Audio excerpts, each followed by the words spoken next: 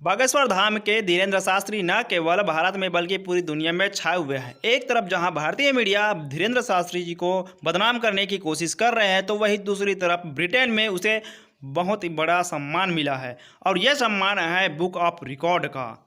Sant Shiromani award व Europe के world book of record से सम्मानित किया है। तो जो लोग भारत में पंडित धीरेन्द्र शास्त्री, जो बागेश्वर धाम के शास्त्री है, पुजारी है, उसके ऊपर आरोप लगा रहे हैं अंधविश्वास का, तो ये इसीलिए कर रहे हैं क्योंकि अभी पंडित धीरेन्द्र शास्त्री जी ने हाल ही में नया साल के दिन 200 से भी ज़्यादा ईसाई जो कन्वर्जन किए थे, हिंदू से ईसाई बने थे, उसे फिर से सनातन धर्म में वापस लाया है।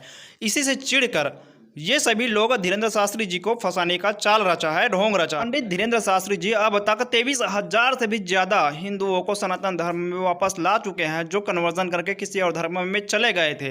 तो दोस्तों, ये इसीलिए चिढ़ रहे हैं पंडित धीरेन्द्र शास्त्री जी से और बागेश्वर धाम से। तो दोस्तों, आपको पूरी बात बता देते हैं कि आखिर ब्रिटेन ने क्या सम्मान दिया है और क्यों दिया है, और अगर सनातन धर्म या सनातन के पुजारियों को कुछ भी होता है तो ब्रिटेन हमारे लिए खड़ा है, बिल्कुल साथ में खड़ा है। दोस्तों, भारत के साधु संत पुजारियों को बदनाम करने के लिए मीडिया किस तरह से चाल रचता है और किस तरह से हमारे हजारों संतों को फंसाकर रखे हुए हैं ढोंग के नाम पे, अंधविश्वास के नाम पर। चाहे वो संत आश्रम बापू जी हो, चाहे वो रामदेव बाबा जी हो, चाहे वो स्वामी नित्यानंद जी हो, ऐसे बड़े बड़े साधु संत को जो कन्वर्जन के खिलाफ थे, इन लोगों को फंसाकर यही लोग हैं कि बागेश्वर धाम को भी बदनाम करने की कोशिश कर। हम बात कर रहे थे कि इंग्लैंड में पंडित धीरेन्द्र शास्त्री जी को जो सम्मान मिला है उसके बारे में। ग्राम गढ़ा के बागेश्वर धाम के पीठाधीश्वर एवं राष्ट्रीय कथा व्यास पंडित धीरेन्द्र शास्त्री को इंग्लैंड की संसद में सम्मानित किया गया है। जब शास्त्री जी को ब्रिटेन की संसद में 3 अवार्ड देकर सम्मानित किया गया तो इंग्लैंड की संसद में जय श्री राम के नारों से गूंज उठा था।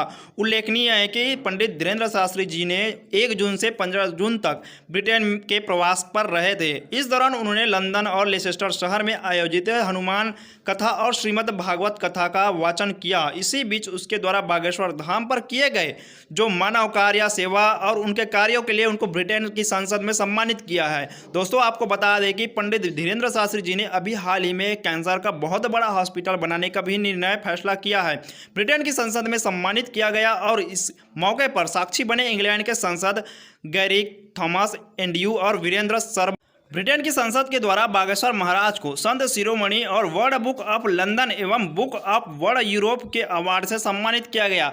उल्लेखनीय है कि बागेश्वर धाम पंडित धीरेन्द्र शास्त्री जी का वर्तमान में देश के उन संतों में शुमार है जिन्हें सोशल मीडिया पर करोड़ों लोग फॉलो करते हैं और उनकी कथाओं को करोड़ों लोग सुनते हैं, और उसके यूट्यूब चैनल पर भी 50 लाख के आसपास सब्सक्राइबर है और फेसबुक और इंस्टाग्राम मिला के भी इसका करोड़ों से ज़्यादा फॉलोअर है। तो दोस्तों, ऐसे संत को बदनाम करने की कोशिश किया जा रहा है। अब तक हमारे कई सारे संतों को जेल में डाला जा चुका है और यहाँ तक रामदेव बाबा जी को भी फंसाने का चाल रचा था कांग्रेसियों ने, लेकिन बेचारे बाबा रामदेव जी थे कि साड़ी पहनकर भाग। तो जो लोग हमारे देश के साधु संतों को बदनाम और उसे अंधविश्वास का नाम दे रहे, उन लोगों को जो मिशनरियों का चंगाई सभा होता है, एक बार वहां जाकर भी ऐसा पता कर ले कि वो लोग तो कैंसर को ठीक करने का नाम लेते हैं सिर्फ फूक झाड़ के जरिए से, और तो और बहुत बड़े बड़े मदरसा चल रहे हैं झाड़ फूक के नाम पर, बड़े बड़े मौलवी मौलाना हैं, तो उन लोगों के ऊपर भी कभी आवाज़ उठाइए। ये मीडिया वाले केवल और केवल हमारे साधु संतों के ऊपर ही बहस करेंगे। कभी ये लोग नुपुर शर्मा जो बयान दिए थे उस पर क्यों नहीं